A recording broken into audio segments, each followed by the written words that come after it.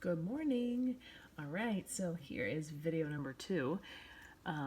I just want to make sure, first of all, that you're remembering to check the Schoology calendar. Be sure that you're looking through, for example, the fact that tomorrow we will be live in class. So check the calendar for the details on that. Second period, I believe you're at 9:15, and period 3, you're at 10 o'clock. It really will probably still only be working through problems together for about 30 minutes at the most. So those meetings will be pretty short. Just make sure that you're checking that for us all. And as a reminder too, if we're not live in class, I am holding office hours, so I loosely mentioned that on Monday. If you are checking the Schoology calendar, you would have seen that. You can pop into the Zoom calls. Don't hesitate to do that. We're going to talk through these word problems today that are already posted in our quarter 4 folder under trigonometry part 1, and we're going to jump right in today to the word problems. I'm going to actually use these first 3 examples to help you, and just as a reminder also, if you have not already, I'm going to talk through using your calculator. So make sure if you need to hit pause in the video so you can get yours out. So you're going to want to make sure that you can reference that as well. Yesterday you were reminded how to use sine, cosine, and tangent to deal with missing parts of right triangles. Now we're going to apply that to some real world situations. So check out Pierre here in this very first example. I'm going to read through it. It's a nice day out and Pierre is flying a kite. The kite string makes an angle of 68 degrees with the horizontal, for example, with the ground. So I'm going to pause right there and start to point out some key terminology. That phrase, with the horizontal, that is literally as if you're looking out on the horizon. So that might be obvious for some people, but just use that phrasing as something, if you need to just jot that down off to the side. If the kite string is 120 feet long, how high is the kite? So one thing we want to do immediately is we want to start to draw pictures. So I'm going to draw up here. And he is flying his kite. I'm going to draw this high quality kite up here. And we know that the kite string, I'm going to go back and forth here to the wording. The kite string is 120 feet long. So I'm going to go ahead and label this. Ideally, what you immediately notice is that I can sketch a right triangle. Here's my right angle. My 120 feet kite string is the hypotenuse. And I then am asked to find how high is the kite. Now, some of you may be asking, okay, do I worry about Pierre's height? We're going to start with these in pretty simplistic terms. They're going to get complicated pretty quickly, even in your homework today. But for this, unless you're given details about Pierre's height, you can assume that we're not going to worry about that detail. We're going to find the height of the kite. So that is going to be this side of the triangle. I'm told that the string makes an angle of 68 degrees with the horizontal. So when I look down here, here is my horizontal, here is the string, there's my 68 degrees. And referencing yesterday's video, and I would emphasize if you haven't watched it, you're going to want to watch that first, but referencing yesterday's video, I'm looking at this angle in relation to this side and the hypotenuse. Well, notice this is opposite here. And this is hypotenuse. And so if you're decently well versed in yesterday's lesson and reminder from geometry, opposite and hypotenuse relate to sine. So I can actually write a trigonometric equation. The sine of 68 degrees is x over 120. Now in a minute we're going to put this in our calculator to make sure that you're doing it correctly, but for now just look at the obvious. Even though we don't know that value, we do know that to get x by itself I'm going to multiply by 120.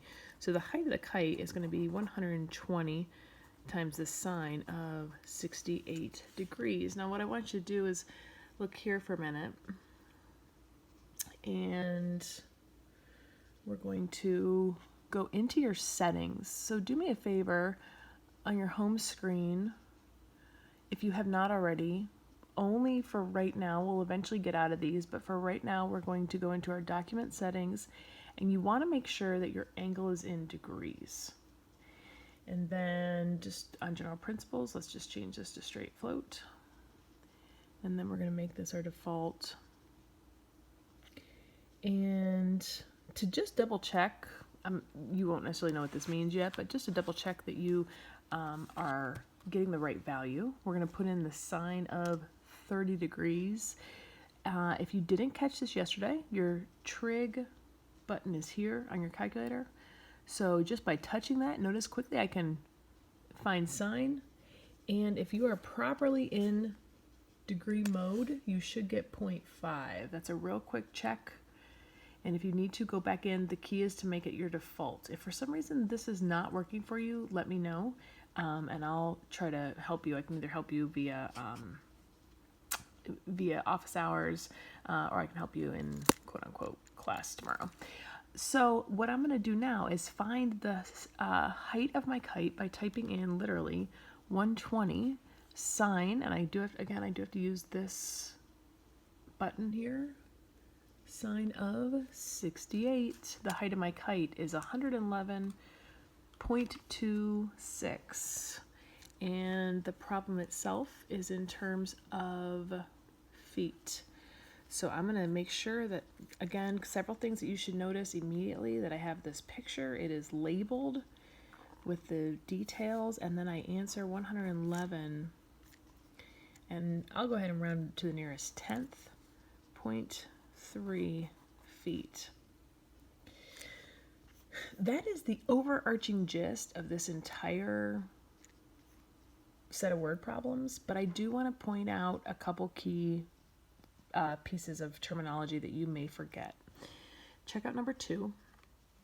A rocket takes off from Cape Canaveral heading straight up. 2 miles away from Cape Canaveral, an observer uses his clinometer, which is a device used to measure angles of elevation, to measure the angle of elevation to the rocket as 38 degrees. At that instant, how high is the rocket? So we're going to jump into a picture here, and I'm going to have my rocket having taken off, and you have an observer. So the key is, I'm going to put the guy out here, but the most important aspect of this is the phrase angle of elevation. And whenever we talk about angle of elevation, we're talking about from the horizon up.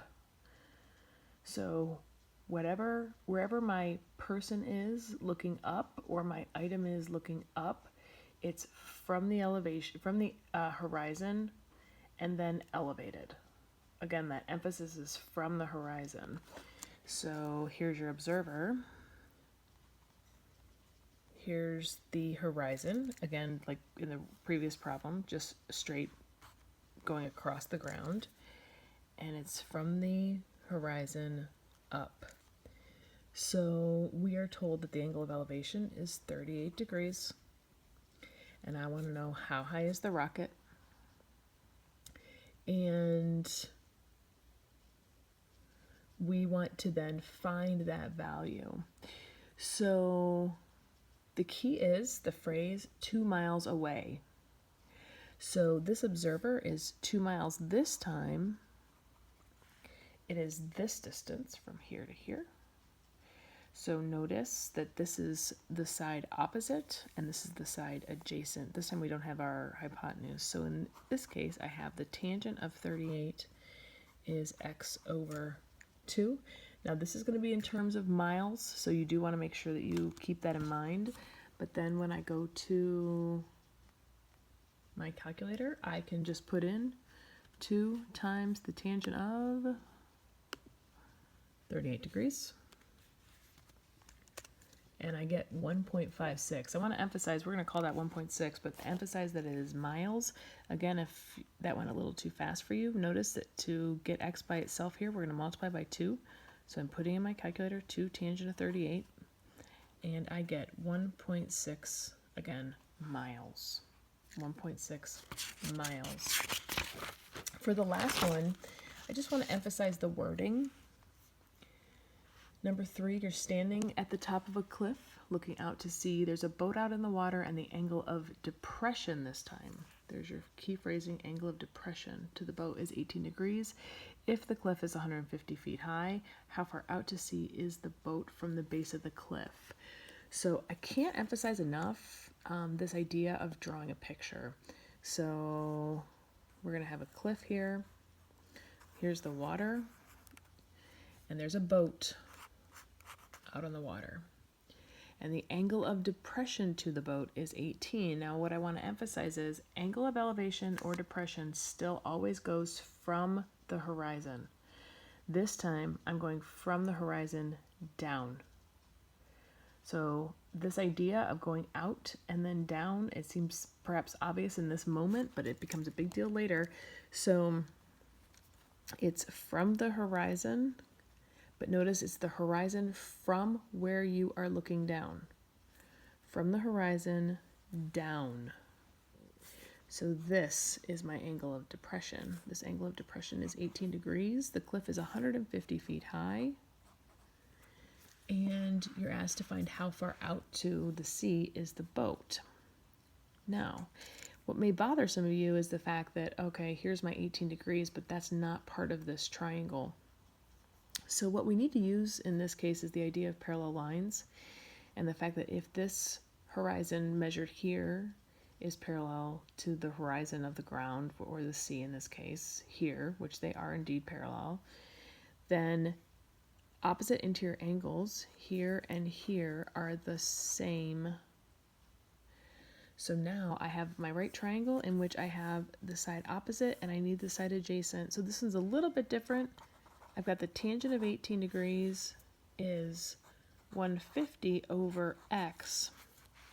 And the only reason this is a little different is just because we're solving with my variable in the denominator. You've got two options. One quick and easy way is just to put this over 1 and then cross multiply and solve. So that makes life a little bit easier. You can make this 150 equals x tangent of 18. This time I'm actually dividing by the tangent of 18. So I'm actually going to put in my calculator, and this will be the last thing that we do here. I'm going to put in my calculator 150, sorry about that, divided by the tangent of 18. And I want to emphasize, make sure that this is in its own set of parentheses. Oops, sorry about that.